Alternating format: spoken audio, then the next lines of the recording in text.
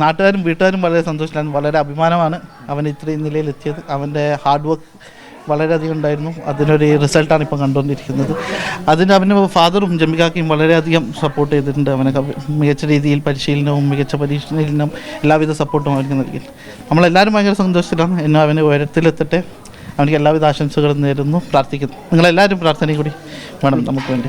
ഇത്തവണ ലോകകപ്പിൻ്റെ മത്സരങ്ങളൊക്കെ നടക്കുമ്പോൾ സപ്പോർട്ട് ചെയ്യേണ്ടത് ആരെ എന്നുള്ളൊരു കൺഫ്യൂഷൻ വരും. ആ കൺഫ്യൂഷനൊന്നും ഇല്ല. ഏതായാലും സ്പോർട്സ് സ്പിരിറ്റ് തന്നെയാണ് എല്ലാം. അപ്പോൾ അവൻ്റെ ഒരു പെർഫോമൻസ് കൂടി നമ്മൾ പ്രതീക്ഷിക്കുന്നുണ്ട്.